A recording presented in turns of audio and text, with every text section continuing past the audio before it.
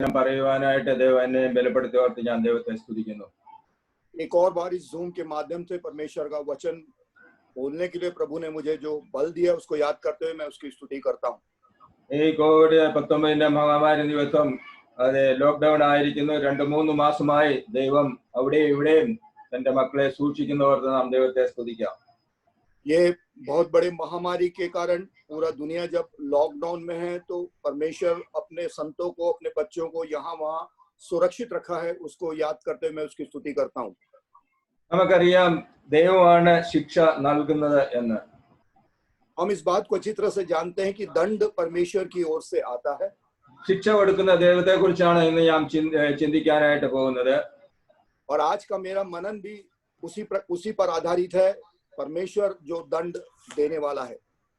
ആദ്യമായിട്ട് നമുക്ക് ആവർത്തന പുസ്തകം 28-ാം അധ്യായത്തിന്റെ 15-ാമത്തെ വാക്യം നമുക്ക് നോക്കാം. व्यवस्था विवरण की पुस्तक 28वां अध्याय उसका 15वां वचन हम पहले देखेंगे. അവിടെ നാം ഇങ്ങനെ വായിക്കുന്നു, എന്നാൽ നീ നിന്റെ ദൈവമായ യഹോവയുടെ വാക്ക് കേട്ട് ഞാൻ ഇന്ന് നിന്നോട് ആജ്ഞാപിക്കുന്ന അവന്റെ കൽപ്പനകളും ചട്ടങ്ങളും പ്രമാണിച്ച് നടക്കാഞ്ഞാൽ ഈ ശാപമൊക്കെയും നിനക്ക് വന്നു ഭവിക്കും. यहाँ पर हम इस प्रकार से पढ़ते हैं, परंतु यदि तू अपने परमेश्वर यहोवा की बात न सुने और उसकी सारी आज्ञाओं और विधियों के पालने में जो मैं आज सुनाता हूँ चौकसी नहीं करेगा तो ये सब पाप तुझ पर आ पड़ेंगे. അതിന്റെ തന്നെ 21-ാമത്തെ വാക്യം കൂടെ വായിക്കാം. നീ കൈവശമാക്കുവാൻ ചെല്ലുന്ന ദേശത്ത് നിന്ന് നിന്നെ മുടിച്ചു കളയും വരെ യഹോവ നിനക്ക് മഹാമാരി പിടിപ്പിക്കും. उसी अध्याय का 21वां वचन हम देखें, और यहोवा ऐसा करेगा कि मरी तुझ पर फैल कर उस समय तक लगी रहेगी जब तक जिस भूमि के अधिकारी होने के लिए तू जा रहा है उस पर से तेरा अंत ना हो जाए. ഒരു വാക്യം കൂടെ യിരെമ്യാവിന്റെ പുസ്തകം 42-ാം അധ്യായത്തിന്റെ 17-ാമത്തെ വാക്യം കൂടെ വായിക്കാം. यिर्मयाह 42:17. 42:7. അവിടെ നാം ഇങ്ങനെ വായിക്കുന്നു, 42:7. അവിടെ നാം ഇങ്ങനെ വായിക്കുന്നു, മിസ്രൈമിൽ ചെന്ന് പാർക്കേണ്ടതിന് അവിടെ പോകുവാൻ മുഖം തിരിച്ചിരിക്കുന്ന ഏവരും വാൾ കൊണ്ടും ക്ഷാമം കൊണ്ടും മഹാമാരി കൊണ്ടും മരിക്കും. ഞാൻ അവർക്ക് വരുത്തുന്ന അനർത്ഥത്തിൽ അല്ലാതെ അവരിൽ ആരും ശേഷിക്കുകയോ ഒഴിഞ്ഞു പോവുകയോ ചെയ്യുകയില്ല. Let's continue, brother.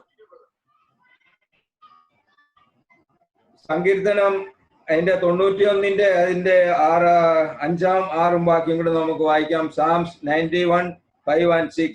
രാത്രിയിലെ ഭയത്തെയും പകൽ പറക്കുന്ന അസ്ത്രത്തെയും ഇരുട്ട് സഞ്ചരിക്കുന്ന മഹാമാരിയെയും ഉച്ചയ്ക്ക് നശിപ്പിക്കുന്ന സംഹാരത്തെയും നിനക്ക് പേടിപ്പാനില്ല. ഇവിടെയൊക്കെ നമുക്ക് മഹാമാരിയെ കുറിച്ച് നമുക്ക് കാണുവാനായിട്ട് കഴിയും.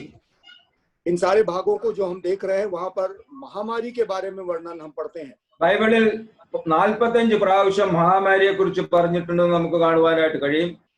पूरे बाइबल का अध्ययन करेंगे तो हम पाएंगे कि बाइबल में 45 बार महामारी के बारे में वर्णन किया गया है. നമുക്ക് ദിനവൃത്താന്തം അതിന്റെ 21-ാമത്തിലേക്ക് വരുമ്പോൾ നമുക്ക് അവിടെ ശിക്ഷ കൊടുക്കുന്ന ദൈവത്തെ കുറിച്ച് നമുക്ക് കാണുവാനായിട്ട് കഴിയും. पहला इतिहास 21वें अध्याय में आएंगे तो वहां पर हम दंड देने वाले परमेश्वर के बारे में पाते हैं. അവിടെ നാം കാണുന്നത് ഇവിടെ ഈ ഭാഗം തന്നെ നമുക്ക് 2 ശമൂവേൽ 24-ാം അധ്യായത്തിൽ നമുക്ക് കാണുവാൻ കഴിയുന്നതാണ്. यही भाग दूसरा शमूएल 24वें अध्याय में भी हम पाते हैं. ഇവിടെ നാം കാണുന്ന ദാവീദ് ജനത്തെ എണ്ണിയതിനാൽ ദൈവത്തിന്റെ കോപം ജ്വലിക്കുന്നു എന്ന് നമുക്ക് കാണുവാനായിട്ട് കഴിയും. वहां पर हम देखते हैं कि चूंकि दाऊद ने लोगों की गिनती की इसलिए परमेश्वर का क्रोध उस पर भड़का. ജനത്തെ എണ്ണിയതിന്റെ ശിക്ഷ ദൈവം അവിടെ ദാവീദിന് കൊടുക്കുന്നതായിട്ട് നമുക്ക് കാണുവാനായിട്ട് കഴിയും. जनता की गिनती करने के कारण, जनसंख्या लेने के कारण यहोवा का क्रोध दाऊद पर भड़कता है, दंड देता है. അവിടെ നാം കാണുന്ന ദാവീദ് തന്റെ അഹങ്കാരം നിമിത്തമാണ് ജനത്തെ എണ്ണുവാൻ തീരുമാനിച്ചത്. और वहां पर हम पाते हैं कि अपने घमंड के कारण दाऊद ने ये निर्णय लिया कि मैं लोगों की गिनती करूंगा. തന്റെ ശക്തിയും അധികാരവും വർദ്ധിച്ചപ്പോൾ ദാവീദിന് സ്വയം പ്രശംസ ഉണ്ടായി. അതുകൊണ്ടാണ് ദാവീദ് അങ്ങനെ ചെയ്തത്. जब उसके पास अधिकार बढ़ा, जब उसके पास सामर्थ बढ़ी तो दाऊद का घमंड भी बढ़ गया, हम यहाँ पर पाते हैं. ഇവിടെ നാം കാണുന്ന ദൈവത്തിന് ഇഷ്ടമില്ലാത്തത് ചെയ്തത് മൂലം ദൈവത്തിന് ഇക്കാര്യം അനിഷ്ടമായി തോന്നിയതായിട്ട് നമുക്ക് അവിടെ കാണുവാനായിട്ട് കഴിയും. इससे हम समझ सकते हैं कि जो परमेश्वर नहीं चाहता है, जो परमेश्वर की इच्छा नहीं है, उसके विरुद्ध में हम काम करेंगे तो परमेश्वर उस पर भड़केगा या क्रोध दिखाएगा. നമ്മുടെ ക്രിസ്തീയ ജീവിതത്തിലും ദൈവം ഇതാണ് നമ്മെ കുറിച്ച് ആഗ്രഹിക്കുന്നത്. हमारे मसीही जीवन में भी यहोवा അത് परमेश्वर ദൈവത്തിന് हमसे यही चाहता ഇഷ്ടമില്ലാത്തത് है. നാം ചെയ്യരുത്. അതാണ് ദൈവം നമ്മെ കുറിച്ച് ആഗ്രഹിക്കുന്നത്. परमेश्वर हमसे यही चाहता है कि हम उसकी इच्छा के विरुद्ध कुछ भी ना करें. ഇവിടെ നാം കാണുന്ന ഞാൻ ചെയ്തത് മഹാഭാഗം എന്ന് പറഞ്ഞ ദാവീദ് പിന്നീട് അനുതപിക്കുന്നതായിട്ട് നമുക്ക് കാണുവാനായിട്ട് കഴിയും. आगे उन भागों हम देखते हैं कि दाऊद पश्चाताप करता है और ये कहता है कि मैंने जो किया वो गलत किया. എന്നിട്ടും ദൈവം ശിക്ഷാവിധിയിൽ കൂടി ദാവീദിനെ കടന്നു പോകേണ്ടി വരുന്നതായിട്ട് നമുക്ക് കാണുവാനായിട്ട് കഴിയും. फिर भी यहोवा परमेश्वर ने उसको दंड दिया और दंड से उसको गुजरना पड़ा. 1 ദിനവൃത്താന്തം 21-ാം അധ്യായം 7-ാം വാക്യത്തിൽ നമുക്ക് കാണുവാൻ കഴിയുന്നത് യഹോവ ഗാദിനെ ദാവീദിന്റെ അടുക്കൽ വിടുന്നതായിട്ട് നാം കാണുന്നുണ്ട്. एक इतिहास 21वें अध्याय में पढ़ते हैं कि यहोवा दाऊद के पास ये दंड भेजता है. അവിടെ നാം കാണുന്ന യഹോവ ഗാദിനെ ദാവീദിന്റെ അടുക്കൽ വിടുന്നതായിട്ട് നാം കാണുന്നു. दाऊद के पास वो दंड भेजता है. അവിടെ നാം കാണുന്നത് നീ ചെന്ന് ദാവീദിന്റെ അടുക്കൽ യഹോവ 3 കാര്യം നിന്റെ മുന്നിൽ വയ്ക്കുന്നു എന്ന് പറയുക എന്ന് ഗാദിനോട് ദൈവം പറയുകയാണ്. दान से परमेश्वर कहता 3 बातें दाऊद से कहने के लिए कहता है. ഇവിടെ നാം കാണുന്ന നമ്മുടെ ജീവിതത്തിലും ദൈവത്തിന് ഇഷ്ടമില്ലാത്ത ചെയ്താൽ നമുക്കും ദൈവം ശിക്ഷ വിധിക്കും എന്നുള്ളതിന് യാതൊരു സംശയമില്ല. इस बात में कोई शक नहीं. अगर हम प्रभु के इच्छा के विरुद्ध में जाएंगे तो हम भी दंड को पाएंगे. തന്റെ കുറ്റം ദാവീദ് സമ്മതിച്ചു കഴിഞ്ഞപ്പോൾ 3 ശിക്ഷാവിധിയിൽ നിന്ന് ഒന്ന് തിരഞ്ഞെടുക്കുവാനായിട്ട് ഗാദ് പ്രവാചകൻ ദാവീദിനോട് പറയുകയാണ്. उसको 3 प्रकार का दंड दिया जाता है और उसे यह अवसर देता है, चुनाव का अवसर दिया जाता है, क्योंकि वो पश्चाताप करता है तो 3 में से कोई एक दंड को वो चुने दान प्रवक्ता के द्वारा. അവിടെ നാം കാണുന്ന 1 ക്ഷാമം, 2 യുദ്ധം, 3 മഹാമാരി എന്നിവയായിരുന്നു അവ. वो 3 दंड ये थे. पहला अकाल, दूसरा महामारी और तीसरा युद्ध. ദാവീദ് ദൈവത്തോട് ക്ഷമ ചോദിക്കുന്നു, എന്നാലും ദൈവം ദാവീദിന് പനിഷ്മെന്റ് കൊടുക്കുന്നതായിട്ട് നമുക്ക് കാണുവാനായിട്ട് കഴിയും. दाऊद परमेश्वर से क्षमा तो मांगता है, यहोवा से क्षमा तो मांगता है, लेकिन फिर भी उसको दंड दिया जाता है. നമ്മുടെ ജീവിതത്തിൽ പലപ്പോഴും ദൈവം നമുക്കും ശിക്ഷ തരും എന്നുള്ളതിന് യാതൊരു സംശയമില്ല. इस बात में कोई शक नहीं कि हमारे जीवन में भी परमेश्वर की ओर से दंड आ सकती है. ഇവിടെ നാം കാണുന്നത് ദൈവത്തിന്റെ കരുണയിൽ ആശ്രയിച്ചുകൊണ്ട് ദാവീദ് മഹാമാരി തിരഞ്ഞെടുക്കുന്നതായിട്ട് നാം കാണുന്നു. और परमेश्वर की दया पर भरोसा रखकर दाऊद ने उस दंड में से दंड महामारी को चुनता है. അതിന്റെ 13-ാമത്തെ വാക്യത്തിൽ നാം വായിക്കുന്നു, ദാവീദ് ഗാദിനോട് ഞാൻ വലിയ വിഷമത്തിലായിരിക്കുന്നു, ഞാൻ ഇപ്പോൾ യഹോവയുടെ കയ്യിൽ തന്നെ വീഴട്ടെ, അവന്റെ കരുണ ഏറ്റവും വലുതല്ലോ, മനുഷ്യന്റെ കയ്യിൽ ഞാൻ വീഴരുത് എന്ന് പറഞ്ഞു. और दाऊद गाद से कहता है कि मैं बड़े संकट में पड़ा हूं, मैं यहोवा के हाथ में पड़ूं, क्योंकि उसकी दया बहुत बड़ी है, परंतु मनुष्यों के हाथ में मुझे पड़ना ना पड़े. ഇവിടെ ദാവീദ് പറയുകയാണ്, മനുഷ്യന്റെ കയ്യിൽ ഞാൻ വീഴരുത് എന്ന് പറഞ്ഞു അവിടെ പറയുന്നതായിട്ട് നാം കാണുന്നു. वहां पर दाऊद कहता है कि मैं चाहता हूं कि मैं मनुष्यों के हाथ में न पड़ूं. നമുക്കറിയാം, ഒരു മനുഷ്യൻ തെറ്റ് ചെയ്താൽ പോലീസുകാർ പിടിച്ചുകൊണ്ട് പോകും. പോലീസുകാർ അവന്റെ കുറ്റം സമ്മതിക്കുന്നത് വരെ അവനെ ഉപദ്രവിക്കുന്നതായിട്ട് നമുക്ക് കാണുവാനായിട്ട് കഴിയും. हम जानते हैं कि एक व्यक्ति अगर कोई गलत काम करता है, दोषी पाया जाता है, तो पुलिस उसको पकड़ कर ले जाती है और जब तक वो अपने दोष को नहीं मानता तब तक उसको कई प्रकार के दंड दिए जाते हैं. എന്നാൽ വല്ല നേതാക്കന്മാരുടെ മക്കളോ അല്ല വലിയവരുടെ ആൾക്കാരുടെ മക്കളോ വല്ല ആണെങ്കിൽ ശിക്ഷ കുറച്ച് ഇളവ് ചെയ്ത് കൊടുക്കുവായിട്ട് നമുക്ക് കാണുവാനായിട്ട് കഴിയും. लेकिन अगर किसी नामी गिरामी व्यक्ति का बच्चा हो या ऐसा प्रभावित करने वाला व्यक्ति हो तो उसके दंड में कुछ ढील भी दिया जाता है. അതുകൊണ്ടാണ് ഇവിടെ ദാവീദ് പറയുന്നത് മനുഷ്യന്റെ കയ്യിൽ വീഴരുത് എന്ന് പറയുന്നത്. और इसलिए दाऊद वहां पर स्पष्ट कहता है कि मैं मनुष्यों के हाथ में न पड़ूं. അതെ, ഇവിടെ നാം കാണുന്ന 14-ാമത്തെ വാക്യത്തിൽ നാം കാണുന്ന മഹാമാരി മൂലം അവിടെ ദൈവം ഇസ്രായേലിൽ മഹാമാരി അയക്കുന്നതായിട്ട് നാം കാണുന്നു. 14वें वचन में हम पढ़ते हैं कि तब यहोवा ने इस्राएल में मरी फैलाई അവിടെ ഇസ്രായേലിൽ 70,000 പേർ വീണുപോയി എന്ന് നമുക്ക് കാണുവാനായിട്ട് കഴിയും. और 70,000 लोग मर जाते हैं. അവിടെ നാം കാണുന്ന 15-ാമത്തെ വാക്യത്തിൽ നാം കാണുന്നത് അവിടെ യെരുശലേമിനെ നശിപ്പിക്കേണ്ടതിന് ദൂതനെ പിന്നെയും അവിടെ അയക്കുന്നതായിട്ട് നാം കാണുന്നുണ്ട്. आगे के वचन 15वें अध्याय में हम फिर पढ़ते हैं कि यरूशलेम को नाश करने के लिए दूत को भेजा जाता है. അവിടെ നാം കാണുന്നത് യഹോവ കണ്ട ആ അനർത്ഥത്തെ കുറിച്ച് അനുതപിച്ച് നാശദൂതനോട് മതി, നിന്റെ കൈ പിൻവലിക്ക എന്ന് കൽപ്പിക്കുന്നതായിട്ട് നാം കാണുന്നു. और वो कहता है, यहोवा के दुख देने से खेदित होकर वो कहता है कि तू अपने दंड से अपने हाथ को वापस खींच ले. അവിടെ നാം കാണുന്നത് യഹോവ നാശദൂതനോട് പറയുകയാണ്, മതി, നിന്റെ കൈ പിൻവലിക്ക എന്ന് കൽപ്പിച്ചു. और फिर वो नाश करने वाले दूत को यहोवा की आज्ञा पहुंचती है कि अब तू रुक जा और अपने हाथ को वापस खींच ले. അതെ, അവിടെ നാം കാണുന്നത് ദാവീദ് ദൈവത്തോടും ദാവീദ് 16-ാമത്തെ വാക്യത്തിൽ അവിടെ ദാവീദും മൂപ്പന്മാരും രട്ടുടുത്ത് സാഷ്ടാംഗം വീണ് ദൈവത്തെ നമസ്കരിക്കുന്നതായിട്ട് നാം കാണുന്നു. और आगे 17वें वचन में पढ़ते हैं कि टाट ओढ़कर लोगों के साथ मिलकर दाऊद परमेश्वर के सम्मुख में दंडवत करता है. അവിടെ നാം കാണുന്ന ദാവീദ് ദൈവത്തോട് ജനത്തെ എണ്ണുവാൻ പറഞ്ഞവൻ ഞാനല്ലോ, ദോഷം ചെയ്ത പാവി ഞാനാകുന്നു എന്ന് അവിടെ ദൈവത്തോട് ദാവീദ് പറയുകയാണ്. और यहोवा से दाऊद कहता है कि जो काम मैंने किया, जो गलत काम मैंने किया है और मैं हूं दोषी.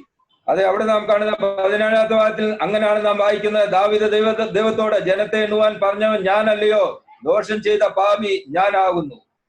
और दाऊद कहता है कि जनता की गणना मैंने किया और इसलिए दोषी मैं हूं. അതെ, ഇവിടെ നാം കാണുന്നത് 18-ാമത്തെ വാക്യത്തിൽ നാം കാണുന്നത് ദാവീദിനോട് യാഗപീഠം പണിയുവാനായിട്ട് ഗാദിനെ യഹോവ അയക്കുന്നു. और गाद के को यहोवा फिर भेजता है और कहता है दाऊद से कि वो एक वेदी बनाए. അവിടെ പിന്നീട് നാം താഴോട്ട് വായിക്കുമ്പോൾ ദാവീദ് യഹോവയ്ക്ക് യാഗപീഠം പണിയേണ്ടതിന് തളത്തിന്റെ സ്ഥലം വാങ്ങിക്കുന്നതായിട്ട് നാം കാണുന്നുണ്ട്. और आगे हम देखते हैं कि वेदी बनाने के लिए दाऊद जगह को खरीदता है. 22-ാമത്തെ വാക്യത്തിൽ നാം അങ്ങനെയാണ് നാം കാണുന്നത്. ദാവീദ് യഹോവയ്ക്ക് യാഗപീഠം പണിയേണ്ടതിന് കളത്തിന്റെ സ്ഥലം വാങ്ങിക്കുന്നു. और दाऊद वहां पर बलिदान चढ़ाने के लिए जगह खरीदता है, हम देखते हैं. എന്നാൽ 24-ാമത്തെ വാക്യത്തിലേക്ക് വരുമ്പോൾ ദാവീദ് പറയുവാണ്, ചെലവ് കൂടാതെ ഞാൻ യഹോവയ്ക്ക് യാഗപീഠം അല്ലെങ്കിൽ യോമയാഗം കഴിക്കില്ല എന്ന് പറയുന്നു. और वो दाऊद कहता है कि बिना पैसा दिए मैं जमीन नहीं खरीदूंगा, बिना खर्च किए मैं यहोवा के लिए बलिदान या वेदी नहीं चढ़ाऊंगा. അതെ, ചെലവ് കൂടാതെ ഞാൻ യഹോവയ്ക്ക് ഹോമയാഗം കഴിക്കുകയില്ല എന്ന് ദാവീദ് പറയുകയാണ്. बिना खर्चा किए मैं होम बलि नहीं चढ़ाने वाला, दाऊद कहता है. ഇന്ന് നമുക്കറിയാം, ഇന്ന് നാം ഒരു ചെലവും കൂടാതെയാണ് ദൈവത്തെ ആരാധിക്കുന്നത്. आज हम अच्छी तरह से जानते हैं कि आज प्रभु की आराधना करने की हमें स्वतंत्रता मिली है सेंत में. അതെ, നമ്മുടെ ചെലവ് മുഴുവനും നമ്മുടെ കർത്താവായ യേശു ക്രിസ്തു കാൽവരി ക്രൂശിൽ കൊടുത്തു തീർത്തു. क्योंकि हमारा पूरा दाम प्रभु यीशु मसीह ने कलवरी क्रूस के ऊपर दे दिया. അതുകൊണ്ടാണ് നാം ഇന്ന് ഒരു ചെലവും കൂടാതെ ദൈവത്തെ ആരാധിക്കുന്നത്.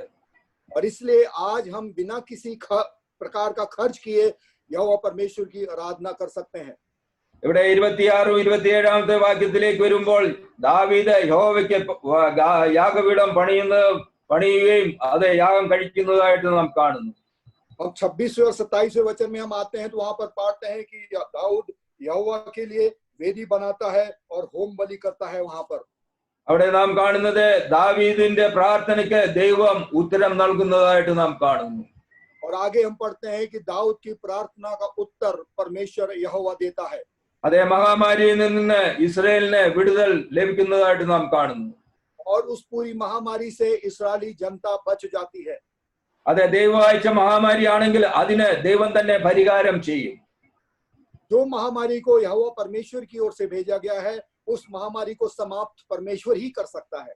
അതുകൊണ്ടാണ് ഇവിടെ നാം കാണുന്നത് ദാവീദ് യഹോവയ്ക്ക് യാഗപീഠം പണിതു, യാഗം കഴിച്ചു.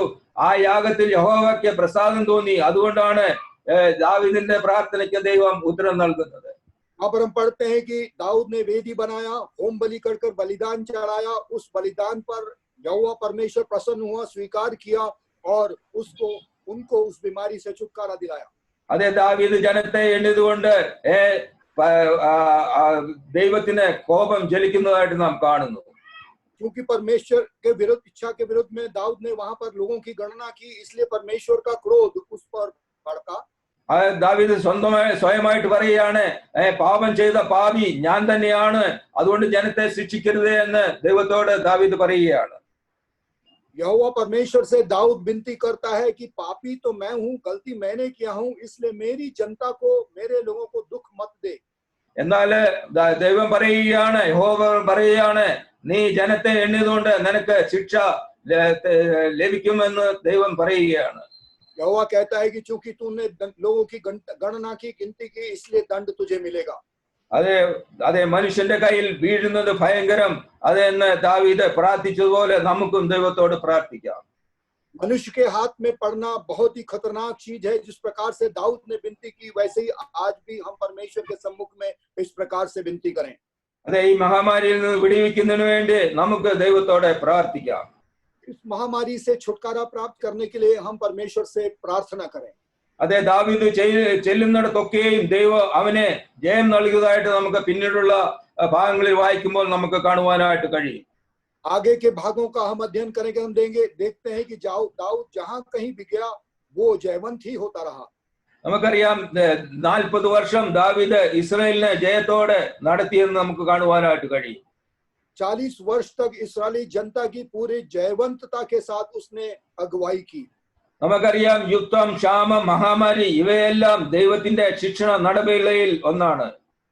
और हम जानते हैं कि युद्ध, शिक्षा, दंड, महामारी, ये सब परमेश्वर की योजना के अंतर्गत है।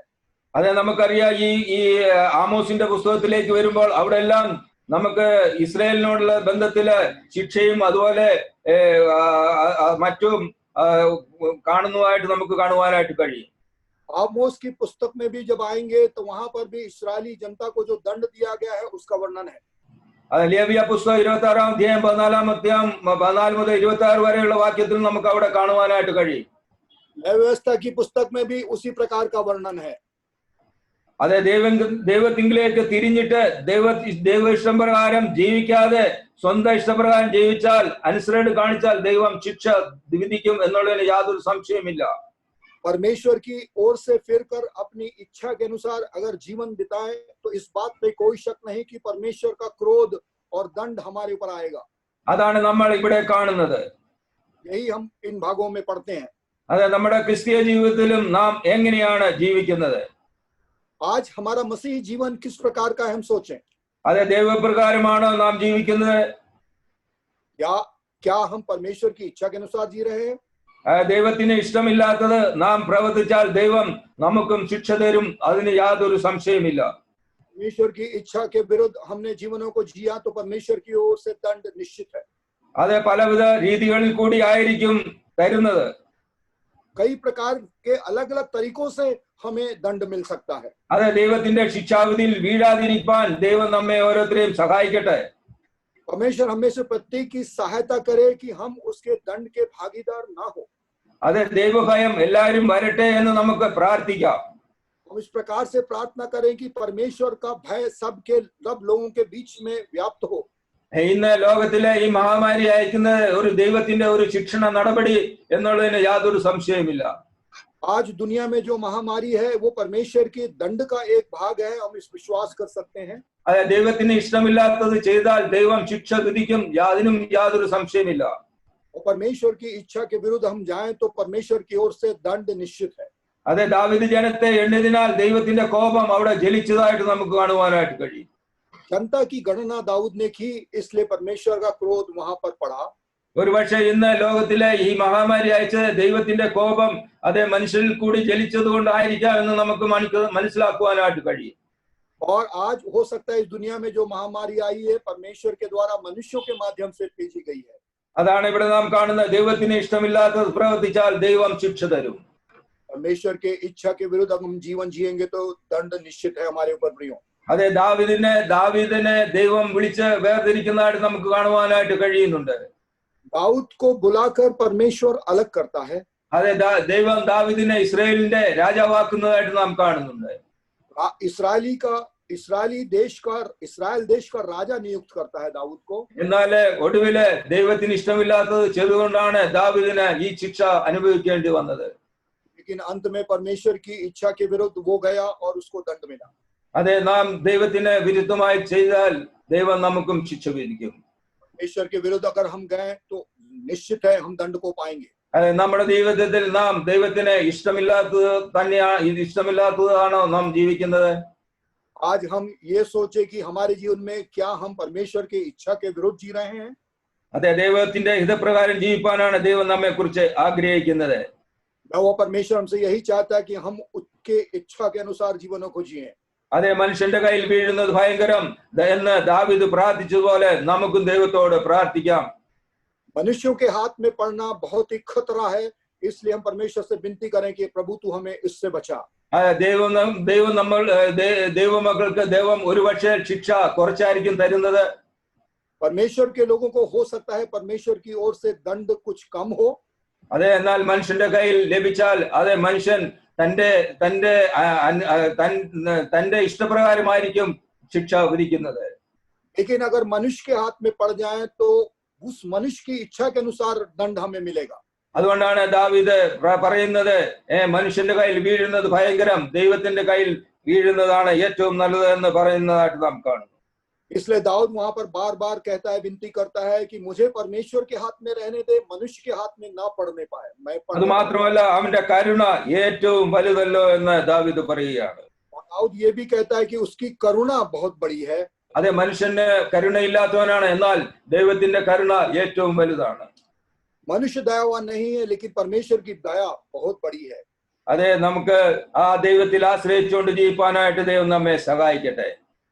उस परमेश्वर पर भरोसा रखकर जीवन जीने के लिए परमेश्वर इन दिनों में हमारी सहायता करे। ഒന്ന് രണ്ട് വാക്യം കൂടി നമുക്ക് വായിക്കാം. യോവേൽ പ്രവചനം 1-ാം അധ്യായം 1 മുതൽ 3 വരെയുള്ള വാക്യത്തിലേക്ക് നമുക്ക് വരുമ്പോൾ അവിടെ നമുക്ക് കാണുവാനായിട്ട് കഴിയും. योएल नबी की पुस्तक 1 अध्याय उसके पहले वचन से लेकर 3 वचन तक हम इस प्रकार से देखते हैं। അവിടെ നാം കാണുന്നത് പെതുവേലിന്റെ മകനായ യോവേലിനുണ്ടായ യഹോവയുടെ അരുളപ്പാട്, മൂപ്പന്മാരെ ഇത് കേൾപ്പീൻ, ദേശത്തിലെ സകല നിവാസികളുമായുള്ളവരെ ചെവിക്കൊള്ളുവീൻ. നിങ്ങളുടെ കാലത്തോ നിങ്ങളുടെ പിതാക്കന്മാരുടെ കാലത്തോ ഇങ്ങനെ സംഭവിച്ചിട്ടുണ്ടോ? ഇത് നിങ്ങൾ നിങ്ങളുടെ മക്കളോടും നിങ്ങളുടെ മക്കൾ തങ്ങളുടെ മക്കളോടും അവരുടെ മക്കൾ വരുവാനുള്ള തലമുറയോടും വിവരിച്ച് പറയണം.